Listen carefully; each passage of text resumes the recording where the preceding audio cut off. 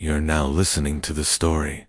Boring history for sleep. Why a good turnip harvest could change everything. Hey guys, tonight we're heading back to a time when your dinner, your dignity, and your very survival all depended on a lumpy, little root vegetable. Yes, we're talking about the noble turnip. Imagine the squelch of damp soil under your feet, the scratch of coarse wool against your arms, and the scent of wet earth mingling with smoke from thatched chimneys. It's early autumn in medieval Europe, and across villages, there's a subtle tension. Will the harvest be enough? In the dim morning mist, you trudge through ankle-deep mud, eyes half-lidded with sleep, and the chill of dawn making your teeth chatter. Ahead, a few neighbors are already bent over their tools' iron-tipped sticks, really prodding at stubborn bulbs beneath the soil. There's no cheering, no celebration music, just the quiet hope that the turnips are plump, unspoiled, and numerous. Because if they aren't, you probably won't survive this winter. So, before you get comfortable, take a moment to like the video and subscribe, but only if you genuinely enjoy what I do here. And let me know in the comments, where are you listening from, and what time is it there? Now, dim the lights, maybe turn on a fan for that soft background hum, and let's ease into tonight's journey together. You pause to tug a purple-veined turnip from the ground. It comes free with a wet pop, dirt clinging to its sides like an extra skin. It's not glamorous, no poet sings of turnips, but, for a medieval peasant, this is treasure. You hold it aloft, silently hoping its brothers lie beneath, equally fat and untouched by worms. In this world, every meal is a calculation, every season a gamble. And in this moment, a good harvest of turnips might mean everything: extra feed for the pig, soup that lasts through Lent, enough to dry, store, and maybe trade for salt or oil. You don't dream of spices or roast goose. You dream of not being hungry. The strange thing is, turnips weren't originally the star of the medieval table. Historians still argue whether it was the Romans or the Celts who first dragged them into regular cultivation in northern Europe. But by the high Middle Ages, turnips had crept into fields and folklore alike, their presence so common that many forgot they were once exotic. As you work, a neighbor mutters a rhyme under their breath, a half-forgotten planting chant meant to ward off frost. Another swears softly at a rotted root, flinging it toward a waiting goat, who chomps it with indifferent enthusiasm. That goat, by the way, might be your backup plan if the harvest goes sideways.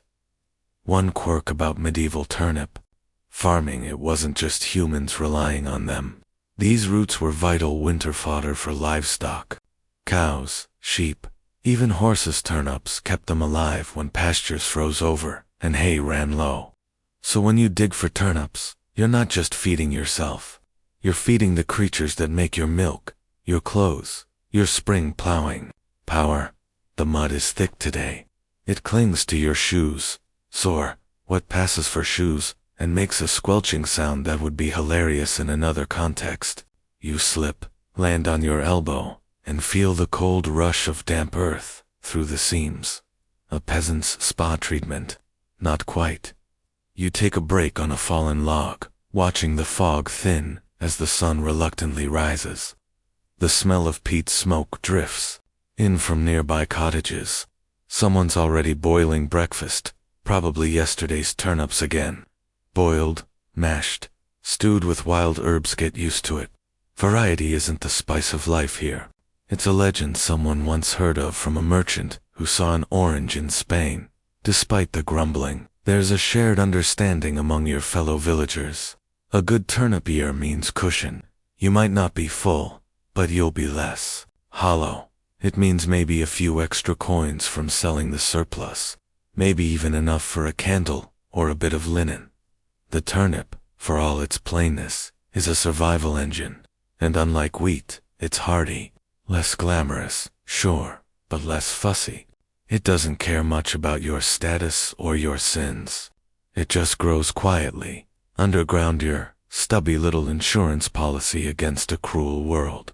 Still, not all turnips are created equal. Some are bitter, some tough, some veined with decay. You learn to sniff out the good ones. You thump them. Like melons, slice them open to check for rot, mutter oaths to Saint Isidore when they're clean. Superstition wraps itself around agriculture like ivy around old stone. And it's not just your belly at stake. The manor steward is watching. He knows exactly how many bundles of root veg were expected from each plot. The tax collectors, too, have a curious fondness for turnips. You can't eat your way out of the feudal system, but you can try to slip a few smaller ones into the tally and hope no one notices. The irony, you don't even particularly like turnips. They're fibrous. They leave a weird aftertaste. And yet, they might be the reason you see spring again. You haul one final sack toward your cottage. It's heavy. That's good. You pass an old woman with a crooked back and turnip pink hands. She nods without smiling. It's not joy, it's relief. Just for today, there's food, and as you step inside, ducking beneath a lintel hung with drying herbs and last year's garlic, you set the sack down beside the fire. The room smells like smoke and damp wool. Somewhere, a baby cries. Someone mutters about their aching joints. You sit, cradling a mug of watery ale, and realize you've made it through another harvest day. It's not dramatic, it's not epic, but it matters. Your knees creak as you rise the next morning, less a sign of age, and more of surviving another year, in a system that truly doesn't care if your breakfast is edible. Outside, the wind plays a tune through the loose planks of the wall, and the smell of yesterday's boiled turnips still lingers in the rafters. It's not unpleasant, but let's be honest, it's not inspiring either. You step outside and glance at your tiny garden plot. It's half frozen, stubborn, and as stingy with nutrients as a moneylender with a conscience. That's where the stress really lives, not in the harvest itself, but in the uncertainty that comes with it. Because here's the brutal truth. A good turnip harvest could mean the difference between a long winter and your last winter. It's not just about whether the turnips grew, it's about whether they grew well enough. Did they bulk up like good little root soldiers, or did they stay thin, bitter, and useless? Will they keep in storage? Will they rot by January? These are the quiet questions that gnaw at your sleep more than wolves or warlords. The term feast or famine gets thrown around a lot now, but back then, it wasn't a metaphor. It was your literal life. One decent season and your family could scrape through until spring. One bad one, you'd be boiling shoe leather with bark shavings by Candlemas, and hoping the neighbor's goat wandered into your yard by accident.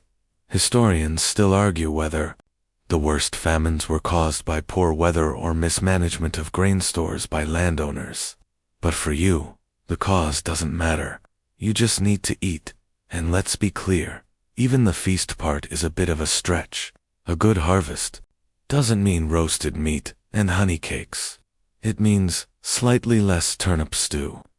Maybe a handful of beans, if you were clever about crop rotation. Maybe a pheasant, if you found one already dead in the woods, and swore, cross your heart, that it wasn't poached. Spoiler, it definitely was. You think of the lean years. You remember the dry season when turnips came up shriveled, smaller than a clenched fist, and people whispered about witches and bad omens. You remember the winter when someone's baby didn't make it, and nobody asked too many questions, when stew portions mysteriously increased the next day, and still you dig, you plant, you hope. Because even with the memory of famine in your bones, it's what you do.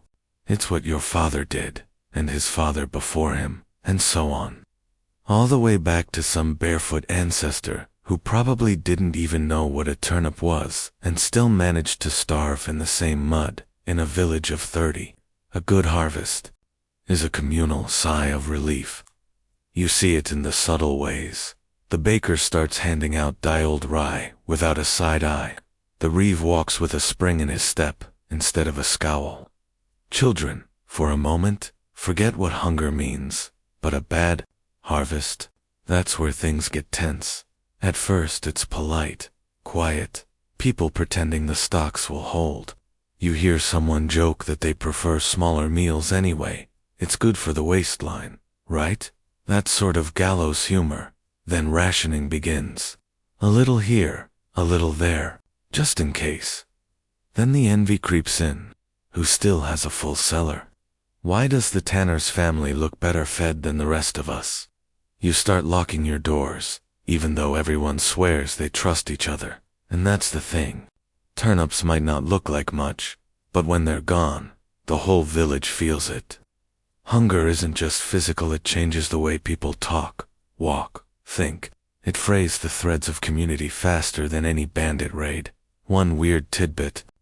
In some places, people believed burying a raw turnip at the threshold of their home would protect against famine spirits. Others carved them into faces and set them in windows to scare off hunger demons. Yes, you heard that right, medieval jack-o'-lanterns were often made of turnips, not pumpkins. And they weren't just for fun, they were desperate charms too. Keep the worst away. This is also the point where you start hearing whispers from the manor house. Rumors of grain being hoarded, of taxes staying the same, even though the yield's half of what it should be. You pray the stewards, having a charitable season. But you also sharpen your hoge in case diplomacy fails. That's not rebellion. Talk, not yet. But history shows us again and again. Famine breeds fire. And all it takes is one cruel winter, one overzealous tax collector, and one hungry crowd. You remember when old Tom the blacksmith lost his temper and threatened to dig up the Lord's own pantry if he saw one more of his children go hungry? He was whipped, of course, but privately. People whispered that he had the right of it. And still, we come back to the turnip.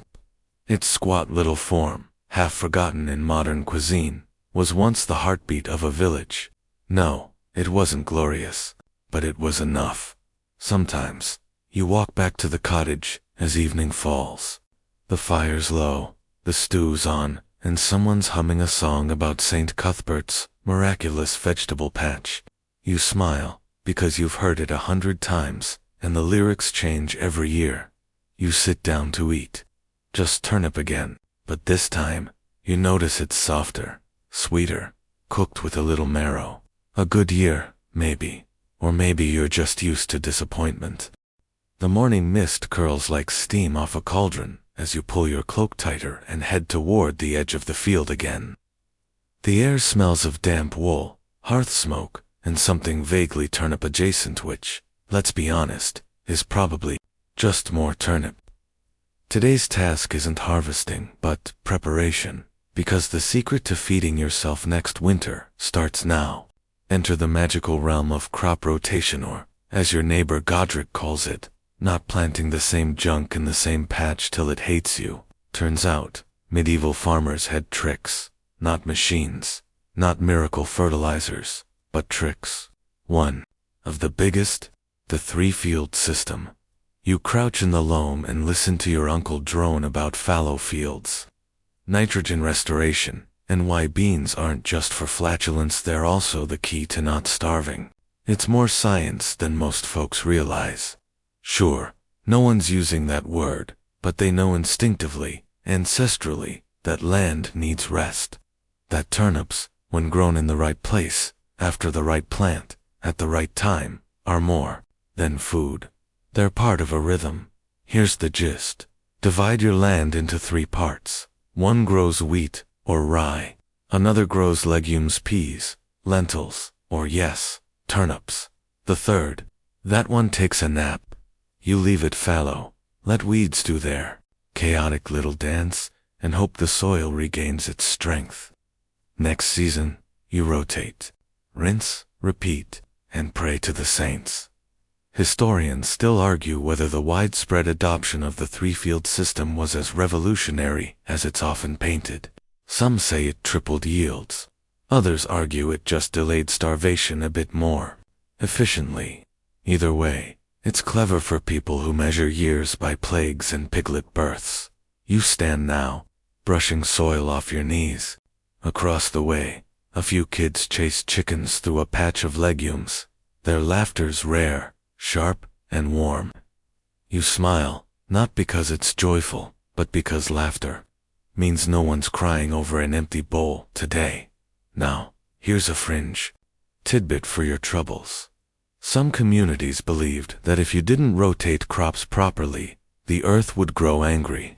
Crops would sour. Livestock would fall ill. Children might be born with squinty eyes or wandering spirits. No one wants a haunted goat, so you follow the rules. But even with all this planning, you know nature is unpredictable. A sudden frost, a rainless month, a cloud of beetles with a bad attitude. You can do everything right, rotate like a priest, with a calendar, and still find your turnip patch yellowed and limp by midsummer. Still, you persist. You build compost from waste. You mix ash from the hearth with crushed bones, and scatter it in the furrows like a potion. You whisper old words. You hang iron over the door to keep out witches, just in case. And on good years, it works. The turnips swell like they've read the manual. They come up crisp, firm, and delicious well, relatively. You store them in barrels packed with straw, set deep into the earth, where they'll stay cool and dark. Some folks even layer them with sand, believing it keeps the spirits of rot away. By now, you've begun to sense the deeper truth. This isn't just farming, it's faith. Every turnip is a gamble on the invisible. The weather, the earth, the future. You walk the ridge above the fields now, wind slicing at your cheeks, and you look down on the checkerboard of plots. It's beautiful in its own way, like a giant patchwork quilt for the land. You can tell which families tend which fields by the shape of the rows. Some crooked, some meticulous. It's like reading a diary written in soil. The old men talk of how their fathers did it better, with stronger backs and fewer blisters. The young say the system is broken, that the manor takes too much and gives too little. Everyone blames something, the church, the Lord, the stars. But the turnips keep growing, more or less. You remember a feast day once, St. Bridget, perhaps when the village roasted turnips over a communal fire and slathered them in butter someone borrowed from the priory. It tasted like triumph, like defiance, like you might survive not just the season, but the system. And yet you also remember the priest's sermon, God helps those who rotate their crops. Or maybe he didn't say that exactly, but it was something equally sanctimonious and agricultural. Religion and survival are deeply entangled here. One for the body, one for the soul, and both riding on the fate of the harvest. Down the path, someone has carved symbols into the bark of an old elm. Circles, crosses, protective signs. A child tells you it keeps the blight away.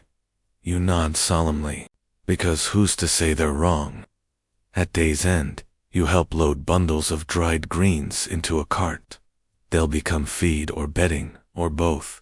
You're filthy, exhausted. Your hands are stained with chlorophyll and regret. But there's pride, too. A sense that you're part of something ancient and deeply repetitive. The sun sets red, casting long shadows over furrowed land. It looks peaceful from here, like the earth is wrapped in its own wool blanket, and somewhere, deep beneath the surface, next year's turnips are already waiting. You wake to the sound of a creaky cart rumbling past your window. Well, not so much a window as a hole covered in oiled cloth, but it lets the sound through just fine. The cart's headed to market, and if the gods of timing are kind, it's loaded with turnips. You follow after it, because today you're not a farmer, you're a participant in the great underground economy of root vegetables. And no, that's not an exaggeration. The turnip, humble and unimpressive though it may be, has wormed its way into medieval markets, taxes, and even gossip circles. You arrive at the village green to find stalls already set up, bushels of root vegetables arranged like treasure piles, some freshly scrubbed, others still clinging to dirt like badges of authenticity. There's no fixed price. Everything's barter. based on the mood, the weather, and whether your uncle accidentally insulted someone's mother last week. You clutch a small sack of your own harvest, a good mix of small and medium bulbs, one oddly heart-shaped turnip that you secretly think might bring luck if not in trade, then maybe in love. Probably not both. You approach a tanner's wife who's selling goose fat and dried apples. The negotiation begins. Turnips, it turns out, can get you more than food.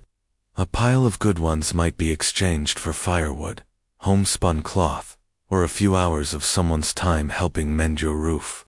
Their currency. In a world where actual coins are rarer than clean hands, a fat root vegetable is practically a gold nugget. Historians still argue whether peasant barter economies truly functioned smoothly or whether they were chaotic guesswork, held together by obligation and mild threats. You suspect it's both. And let's talk taxes. You live on the land of a minor noble just Lord Fenwick. No last name required. He's technically your protector. Realistically, he's a man who shows up once a season, demands his due, and leaves with the best of what you grew. Your taxes come not in silver, but in produce. Turnips, onions, barley, eggs, if your hens are generous. But turnips are the sturdy fallback. They don't bruise easily, they store well. And, most importantly, they're hard to fake. No one's carving turnips out of wood to cheat the tax tally. Yet, you remember last year's visit. The steward weighed each sack, made notes with charcoal on a scrap of calfskin, and refused to meet anyone's eyes. He confiscated one woman's biggest turnip as a gift for the Lord's table. It was shaped vaguely like a goose and nearly caused a riot. But you've learned a trick or two. This year, you hide the best of your crop under a false floor in your cellar. Not enough to be noticed, just enough to matter. Fringe wisdom. Some families coat their best turnips in clay to disguise them, storing them deep like buried treasure. The market is bustling now. Someone's playing a crude fiddle. Children chase a dog with a turnip tied to its tail. A friar offers blessings in exchange for vegetables, strictly unofficial, of course. You give him the smallest one you have, and receive a muttered Latin prayer that you're pretty sure includes the word blight. One man claims his turnips are sweeter because he sings to them. Another swears by burying an old horseshoe in the soil. It's all part of the show and, maybe part of the science, or the superstition. Honestly, in this life, those two things tend to share a tent. Quirk of the day. In one neighboring village, there's a rumor that eating a turnip harvested by moonlight can make you fall in love with the next person you see. You consider trying it. You do not follow through. As the sun climbs higher, you make your rounds. You trade 3 solid turnips for a tiny ball of beeswax. 2 more get you a pair of tattered wool gloves that might last through January. It's not glorious, but it's practical. Some people aren't so lucky. You see a young boy trying to trade a shriveled turnip for a bit of cheese. No takers. He walks away, still holding the turnip. You slip him one of yours when no one's looking, not because you're a saint, but because you remember being that boy at the far end of the market. A stranger selling something exotic, dried figs, imported, maybe, smuggled, definitely. You asked the price. The answer, 10 turnips. You laugh. You walk away. But you keep thinking about the figs. And then there's the black market. Not as dramatic as it sounds. Just folks who trade after hours, behind barns, under the table. Maybe it's out-of-season turnips from stored supplies. Maybe it's surplus, hidden from the taxman. Maybe it's that one weird guy who insists his turnips sing in the soup. Either way, deals are struck, quietly, often, sometimes in exchange for secrets. As the market winds down, you tally your gains. Not much, but enough. Your hands are stained, your pouch lighter, but you've kept your best turnips and made a few clever trades. You head home, stepping around a spilled pile of radishes and a suspicious puddle that smells like goat. On the walk back, You reflect on what you didn't trade. You still have that heart-shaped turnip. You're not sure why. Maybe you'll carve it. Maybe you'll eat it. Maybe you'll just keep it on the mantle like a vegetable guardian. Back in your cottage, you empty your sack and hang your new gloves by the fire. The beeswax goes in the chest with the precious things. String, a bit of soap, a broken comb, the heart turnip. That goes on the shelf. You sit back, stretch your feet toward the hearth, and listen to the pop of the fire. Today your turnips got you a little closer to warmth, a little closer to ease. And tomorrow, well, tomorrow you'll probably eat one. You awaken to a knock at the door, a rhythmic, polite sort of knock that only means one thing in your village. Someone's either dying or needs a poultice, made of something odd. In this case, it's Agnes the herb woman, and she's cradling her wrist like it personally betrayed her during firewood chopping. You let her in, she grunts her thanks, and immediately asks, "Got any of those healing turnips left?" That's right, healing turnips. To the medieval mind, the turnip wasn't just dinner. It was doctor, dietitian, and maybe even a charm against heartbreak. Depending on the century in which wandering monk you asked, turnips cured everything. From gout to melancholy to allegedly agitated spirits in the blood. Modern historians still debate what that last one even means. Agnes is no fool. She knows it won't regrow the cartilage in her wrist, but it might help with the swelling. So you grab one of your milder, younger roots, the ones with fewer fibers, and begin shaving slices into a warm compress. It's not glamorous medicine, but it's got street cred. Well, path cred. Streets are for cities, and you haven't seen one of those in years. This is the village apothecary system. A bit of sage, a splash of ale, and a warm turnip compress. The church might frown on anything too pagan, but as long as no one's dancing naked under the moon with garlic in their ears, it's all tolerated, and strangely, it works sometimes. You've seen turnip poultices draw out infections, or at least appear to. Maybe it's the heat, maybe it's the belief. Historians still argue whether medieval folk medicine was effective, or just an elaborate placebo party. But if it keeps your neighbors alive and semi-functional, who's complaining? Agnes mutters a thank you, leaves with a bag of slices. And you're left alone in your hut, staring at a half-peeled root, and wondering, what else can this ridiculous vegetable do? Well, some people thought turnips affected dreams. Others believed eating one raw before a long journey would ward off fatigue.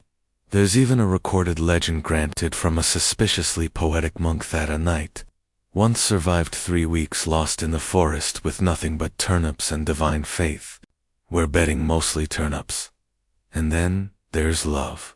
You once heard old Marta say, if a man boils you a turnip, unasked, marry him.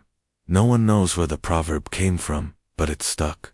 And there is something tender about a good turnip stew, thickened with barley, kissed by a sprig of rosemary, and shared in silence before bed. It may not cure heartbreak, but it's not a bad way to patch the pieces together. Quirky fact. In one manuscript from the 12th century now, mostly crumbled except for a few poetic stanzas, turnips are described as the whispering heart of the soil. That might sound like a salad commercial now, but back then, it hinted at something deeper, the idea that root vegetables could connect you to the earth, to old wisdom, to something wordless and wise. You remember helping your mother rub turnip mash on a burn once. She sang while she did it. Not a real song, just a sort of humming rhythm, part lullaby, part spell. The pain faded. Or maybe it didn't, but you fell asleep, and that was enough. Of course, not all experiments were successful. Once, you tried fermenting turnip juice into medicine. The result was, violent.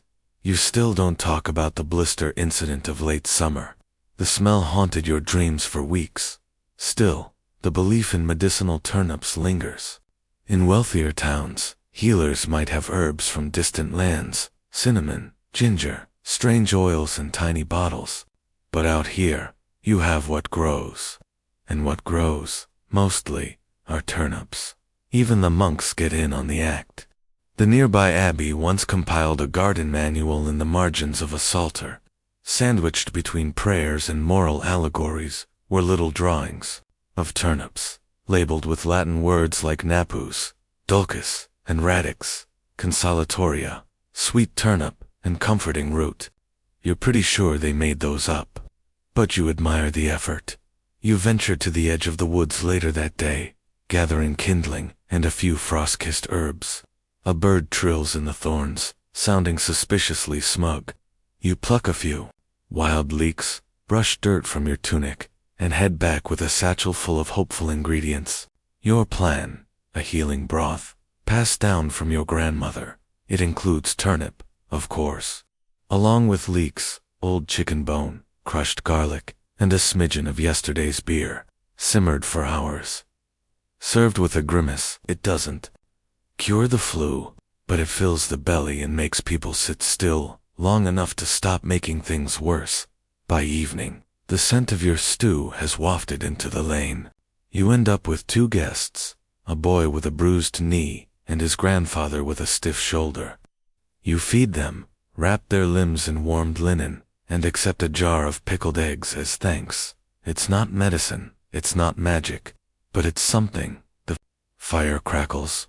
You lean back, listen to the gentle breathing of your guests as they doze in borrowed blankets, and smile. The humble turnip has done it again. You don't expect to wake up to yelling, but here it is low, panicked, shouting, drifting in from across the field like crows circling a secret. You shove on your boots and step outside. Turns out, someone's stolen turnips.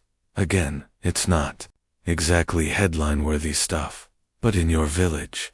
This is how wars start. 3 households are gathered near a root cellar dug into a small hillside.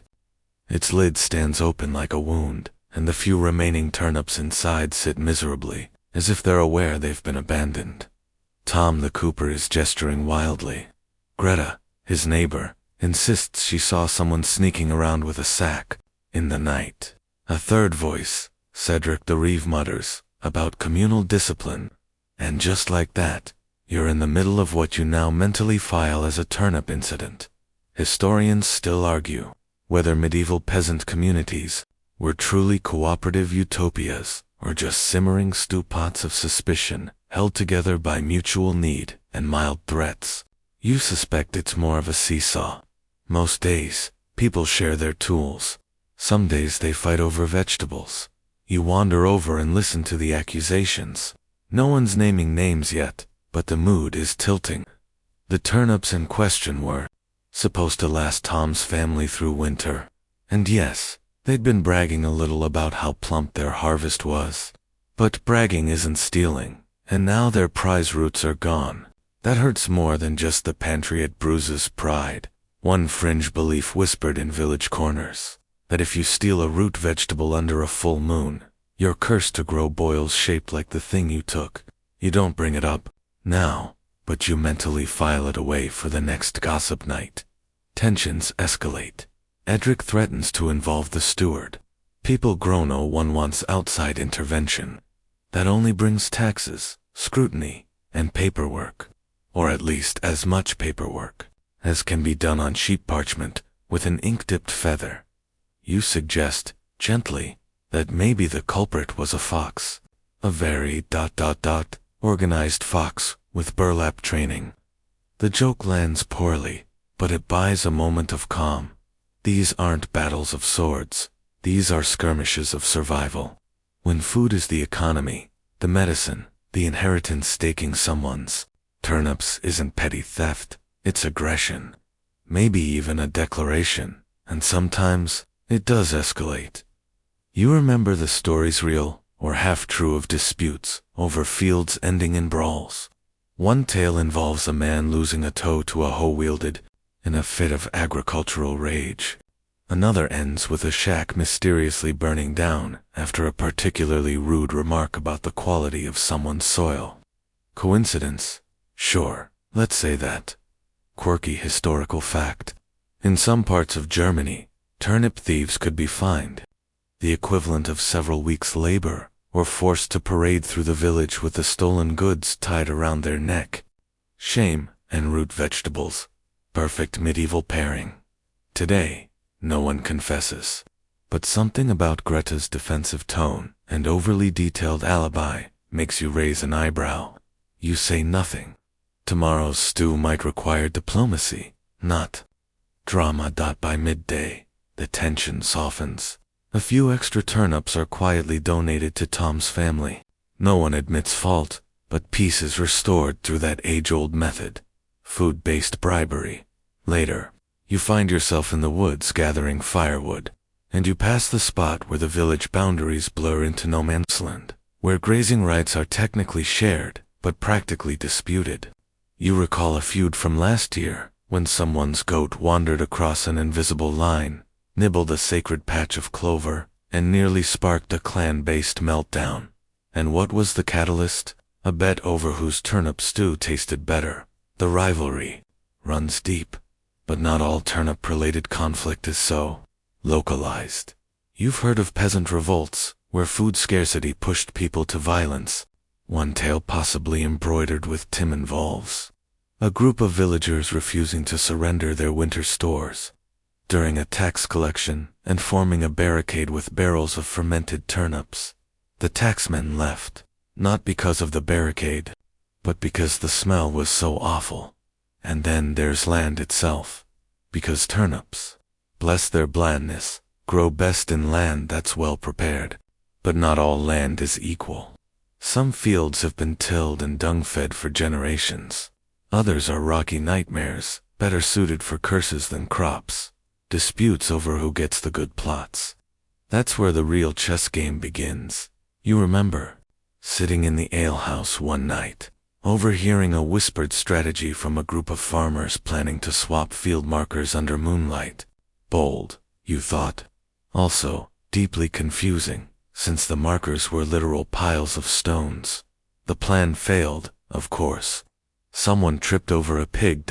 As dusk sets in, you pass the village green again. Tom is sitting beside his root cellar, looking tired, but less frantic. You sit with him. No words at first. Just shared silence between two people who understand the delicate balance of this life. Eventually, he chuckles. Imagine dying over a turnip. You grin. Depends on the recipe. The fireflies blink on around you, and the night cools. No battles today. Not a real one, but the war of survival rages. Own in field, cellar, and supper bowl. And beneath it all, the turnip watches silently, as always. Evening finds you at the monastery gate, clutching a bundle of slightly bruised turnips, and hoping the brothers are in a generous mood. You're not here to confess. Not tonight, though. To be fair, you've probably committed several minor sins this week, including that time you pretended not to see the neighbor's goose stuck in your grain barrel. No, tonight you've come for soup. The monastery isn't rich, but it's better stocked than your cottage, and the monks have a way with turnips that borders on the divine. You hand over your offering and shuffle into the cloister kitchen where the air is thick with steam, rosemary, and something suspiciously cheesy. A miracle. No, just Brother Jorik, the only man alive who can make a turnip taste like something other than sadness. He nods at you. Stay for Compline, if you want seconds. That's monk code for suffer through our singing, and we'll feed you twice. Worth it. You settle on a bench beside the big black cauldron, inhaling a scent that makes your stomach grumble. Turnip soup, yes, but bulked up with bits of barley, some leek greens, maybe even a scrap of fat from the last donated pig. It's heaven in a wooden bowl. What's fascinating, as you sip, is how deeply entangled turnips are with faith, charity, and even theology. Historians still argue whether monasteries were truly bastions of compassion or just food hoarders with a prayer schedule. In truth, they're both. They'll chant psalms in the morning and take your best onions in the afternoon, but they'll also give you a meal when you need it, especially if you arrive with turnips. Saint Benedict himself probably never wrote, "Thou shalt eat roots thrice weekly," but the rule did stress simplicity. discipline, and work. And nothing says simple like a root vegetable that grows in bad soil and tastes like mildly peppered mud. Still, these monks have elevated it. Brother Jorik insists on slicing them thin and roasting them over the hearth before tossing them into the pot. Brings out their sweetness, he says. You're not sure about sweet, but it definitely brings out something. The monastery garden is legendary in your area. Rows upon rows of neatly ordered herbs, beans, and root vegetables, all carefully labeled in Latin that no one but the brothers understand. You once snuck a peek at their planting charts, illuminated manuscripts with marginal doodles of saints, vines, and the occasional ... dancing vegetable.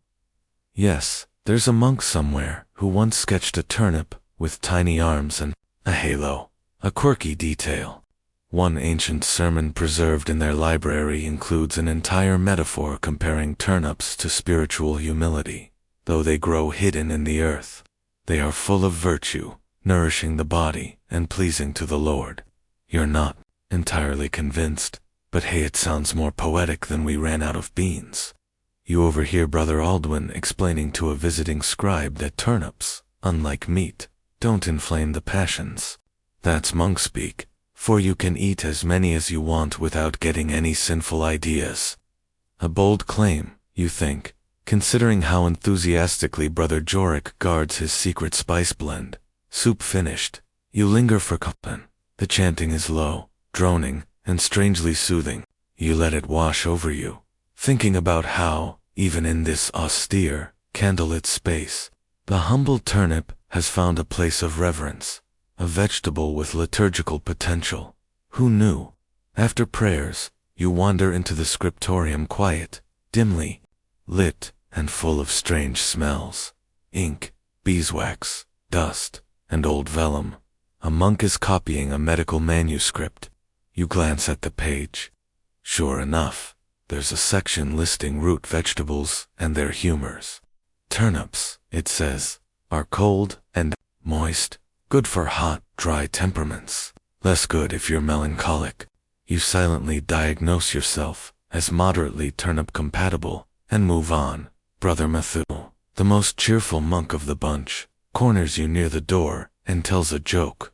Why did the penitent eat turnip stew? You shake your head. Because he was root-bound in sin. He laughs too hard. You smile out of pity. Or penance. You're given a tiny cloth bundle before you leave: 2 dried apples, a heel of bread, and a small wedge of salty cheese. An act of charity, or a bribe for more turnips next week. Probably both. Monks understand the game. As you walk home in the cool dark, you think about how turnips connect every corner of life here. The field, the hearth, the chapel. They're not just food. They're part of the rhythm, the prayers, the rituals, even the jokes. You pass Greta's house and notice a candle still burning. Maybe she's carving one of her famous turnip lanterns. Or maybe she's planning to sneak into Tom's cellar again. Hard to say. Either way, you keep walking. Your cottage welcomes you with creaks and the faint scent of ash. You set your bundle down, light a small taper, and add a scribbled note to the wall beside your hearth. Brother Jorik stew, 3 turnips, 1 leek, 1 prayer. You smile. Maybe holiness does taste a little like turnip. Morning breaks with a silver frost creeping across the grass, clinging to your boots as you crunch toward the root cellar. The air smells like wood smoke and cold breath, and the ground groans beneath your steps. Winter has arrived, not with a blizzard, but with the quiet confidence of a season that knows it will stay a while. This is when your stored turnips matter most. You lift the lid on the root cellar, really just a sunken pit, lined with stones, and hope and peer inside. There they are, squat, mud-speckled, mildly wrinkled, but alive. You exhale in relief, because the snow may come, the wind may bite, but your dinner is not yet cancelled. In the medieval world, preservation is everything. You can't grow turnips in January, but you can hide them in earth, hay, straw, or even barrels filled with brine or sand. Everyone has their method. Some swear by pits lined with pine needles. Others insist on burlap sacks, sealed with wax. You go with the time-tested method of whatever keeps the rats out. You reach in, pull one up, give it a sniff, still good. Soft, but not mushy. It'll do. Later that day, you join your neighbors for the great pre-winter burying. Sounds dramatic, doesn't it? It's really just everyone digging holes and stuffing them with food, but still there's something ritualistic about it. You dig side by side, knees cracking, hands frozen, muttering about frost lines and damp rot, as if you're all agricultural sorcerers. Historians still argue whether peasants truly understood food science, or if they just copied what worked. Either way, when you wrap your turnips in straw and nestle them into cold soil, you feel like a wizard warding off the hunger spirits. A few families go a step further. They bury theirs under the livestock shed. Why? Warmth. The animal's body heat keeps the frost at bay. Yes, it smells terrible, and yes, you have to dodge cow pies to get your dinner, but hey, desperate times. Quirky tip you once heard. Some folks say if you whisper a blessing before burying your turnips, they'll last longer. You tried it once. The turnip did last a bit longer, but it also grew a weird nub that looked like a face. You don't talk about that one. That night, you sit by the hearth and sharpen your knife. The fire is low, fed with scraps of driftwood and old cart handles.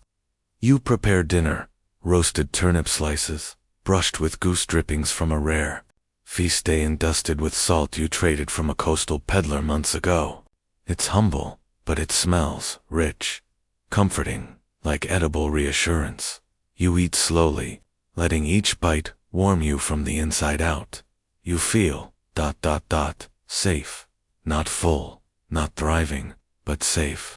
The way a good cellar full of food makes you feel, like the world might fall apart outside, but your hearth still glows. You remember last winter, when snow piled so high you had to shovel your way into the barn. When the stew got thinner each week. When old Merrick passed, and no one was sure if it was age, cold, or simply the quiet slipping away that hunger brings. You remember sharing your last 2 turnips with his widow. You also remember that, 2 weeks later, she gave you a wool scarf. She'd been hiding for 3 years. That's how the village works. Quiet trades, soft debts, warm thank-yous. Outside, the first flakes of snow begin to fall soft, hesitant, like dancers unsure of their cue. You pull your cloak tighter and head to check on the neighbors. Greta's goats are huddled. Idris' chimney is smoking weakly. You drop off a small bundle, a few spare turnips, some dried thyme, and a note that just says for soup. No one asks. No one has to. A week passes, then another. The snow deepens. The days shorten. Meals blur together. Turnip mash, turnip soup, turnip and barley patties, roasted turnip with a sad little egg. You get creative. You invent names like forest pies or root hash to keep things from feeling repetitive. You dream of green things, fresh peas, sweet apples, juicy pears. You wake to frost on the inside of your shutters and the sound of a pot boiling over. It's still just turnips, and yet they hold. The cellar hasn't rotted. The worst hasn't happened. Your planning worked. The earth's cold embrace protected. Your food better than any castle wall. Every night you go to bed knowing your dinner tomorrow is already safely buried outside. That kind of security isn't small. In this world, it's a kind of magic. One night, while sitting beside the hearth wrapped in every piece of cloth you own, you find yourself talking to your turnips. Just a little. Just a thanks. You even hum a tune, an old one, something your mother used to sing when checking the stores. The embers glow low. The wind howls outside, but you've got soup, warmth, and roots that survived the frost. And somehow, so did you. Snow is still blanketing the village when you hear the distant clop of hooves and the jangle of iron harness. That sound, it's never good news. You open your door a crack and peer out. The steward has arrived, dressed in layered wool and smugness. Lord Phoenixman isn't just here for tea and a chat. He's here to assess the manor's holdings and, more specifically, how many turnips you and your fellow villagers have tucked away like nervous squirrels. It's tax season, and apparently, not even snow can freeze the obligations of the feudal system. You sigh and tug your boots on. It's time to play the game. The steward sets up in the churchyard, parchments unfurled, a young scribe coughing into the cold. One by one, villagers step forward, pulling carts, sacks, or if you're really unlucky, a single miserable turnip wrapped in cloth like a dead canary. Your turn comes. You present your offering, a moderately respectable sack of roots.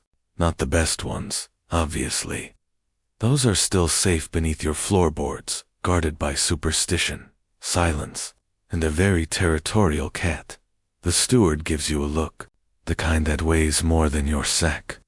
He grunts, notes your name, and waves you on. You breathe easier. Here's the trick you've learned. Give just enough. Look slightly ashamed. Apologize for the frost. Mention a fictional blight. Sprinkle in a saint's name or two for flavor. Never gloat. Never present pristine produce.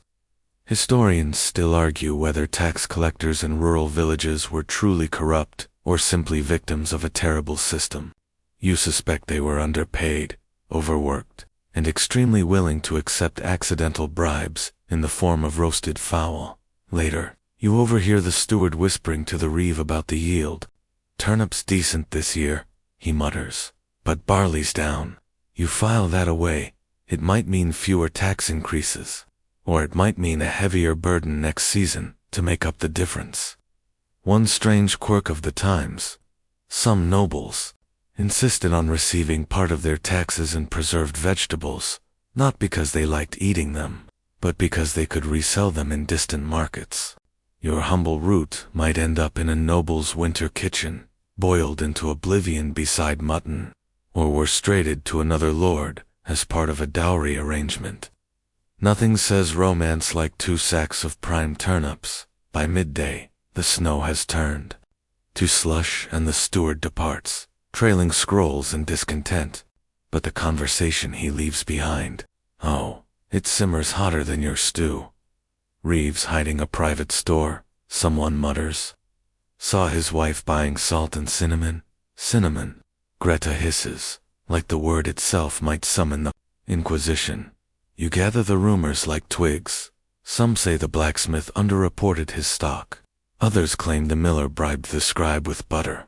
You know better than to believe everything, but you also know better than to ignore it all. Where food and power mix, things ferment quickly.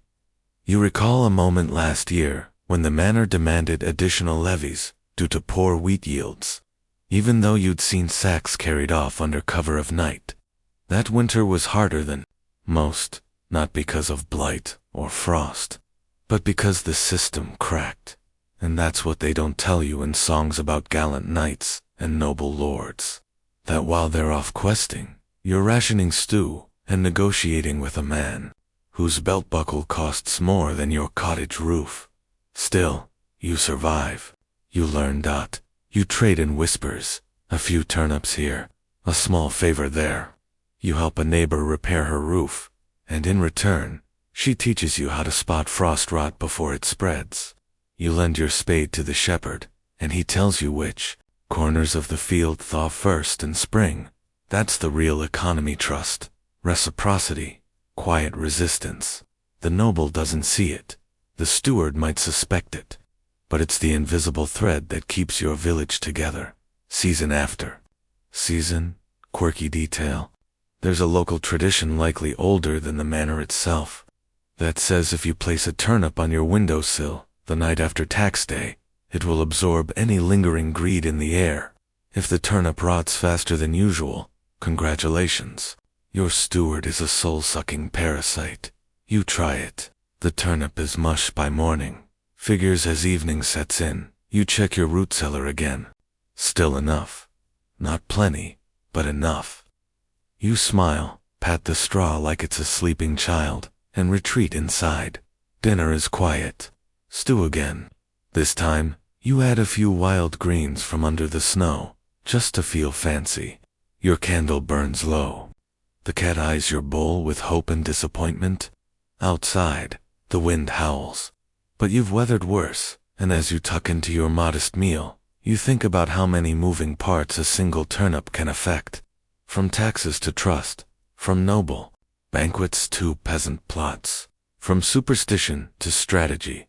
It's not just food, it's power, in the most ridiculous, root-shaped way. The thaw doesn't arrive all at once.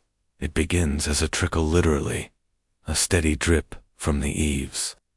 The snow melts reluctantly, sliding off rooftops in soggy clumps, revealing the skeletal remains of last autumn's leaves. The air is no longer biting, just damp and hesitant, like the world slowly waking up and unsure if it's worth it. You step outside, boots sinking into slush, and listen. The silence of deep winter has cracked open. Birds are returning, just a few, chirping skeptically. Somewhere in the distance, a dog barks without urgency. It's the kind of day that doesn't feel like much, but means everything. You head to your root cellar again. The lid is heavy now, swollen from moisture and misuse. You open it with care. Fewer turnips remain, far fewer. They lie at the bottom, like old coins, in a purse still edible, still precious, but clearly dwindling. You pull one out. It's wrinkled, soft, tired, like the rest of you. You set it on the table and run a hand through your hair, suddenly aware of how close you've come. Because here's the truth. You made it just barely. A failed turnip harvest doesn't announce itself with trumpet fanfare or dramatic catastrophe. It creeps, quietly, insidiously, one too wet week, one frost too early, one beetle infestation that eats through half your field while you sleep. And when the turnips fail, everything else unravels. You've seen it before. You remember the year of the hollow winter. No turnips that year, none worth keeping. The rot came early and fast, as if the earth itself had given up. You watched neighbors trade boots for carrots, rings for bread. You saw people leave families bundled onto ox carts, hoping the next village fared better. You saw others stay and shrink, like candles burning too fast. You still carry those ghosts. Historians still argue whether such years were caused by climate, politics, or poor planning. You know the answer is yes. All of it. Plus a little bit of bad luck and a pinch of indifference from those in towers and castles. When turnips fail, hunger spreads not just in bellies, but in minds. People grow sharper, edges fray, fights start over fence lines, old grudges ignite, like dry kindling. You saw someone try to boil wool once, just to feel full. You've never forgotten the smell. There was the miller's wife too. She sold her wedding shawl for a sack of half-frotten tubers, wore the sack afterward, stitched up into a sort of coat.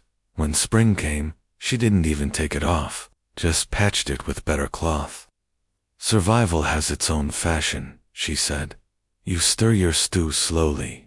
Tonight's batch is thin, the last of the dried onions, a chunk of stale bread soaked into paste, and the turnip you picked earlier. You chew slowly, not because you want to savor it, but because you don't want it to end. And yet, there is hope. A neighbor stops by too. Share news. The snowdrops have bloomed. The first true sign of the shift. Another says they saw buds on the elder tree. The land is waking. Life, reluctantly, is returning. And so are plans. You gather with others in the field to begin preparations. The soil is still stiff, but the sun is stronger. You talk of new strategies, rotating the lower field sooner, sharing tools, maybe building a second pit cellar closer to the church hill. Greta suggests growing more parsnips this year, in case the turnips get lazy. You all laugh, sort of.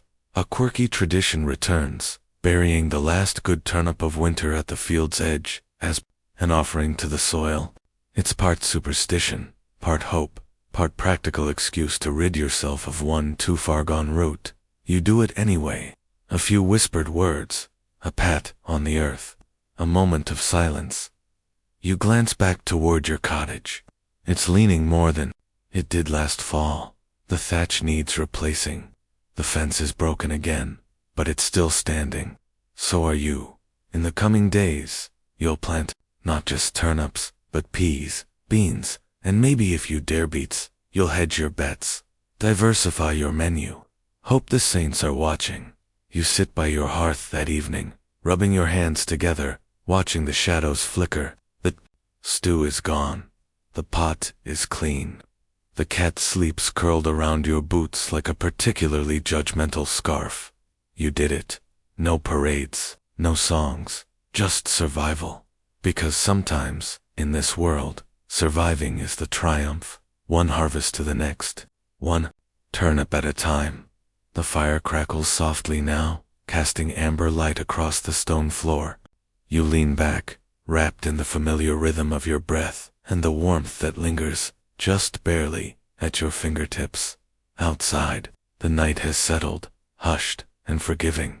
No wind, no snow, just the slow exhale of a world ready to sleep.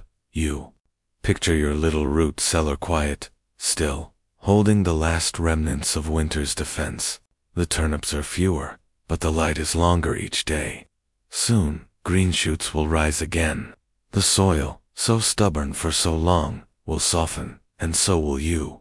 Your hands will loosen, your shoulders will lower, the weight will lift, piece by piece, as the land renews its promise. You don't need to plan right now. You don't need to measure or count. Tonight, you simply rest, because you've earned it. The turnips held, the winter passed. You adapted, endured, and even laughed in the thick of it. That quiet, small strength, that's yours. That's real, so let the darkness wrap around you like a blanket. Let the hush carry you forward into rest. The world will turn, the seeds will wait. The soil remembers, and so, my friend, should you close your eyes, breathe easy. The worst is behind you. Sleep well. End of script. Sweet dreams.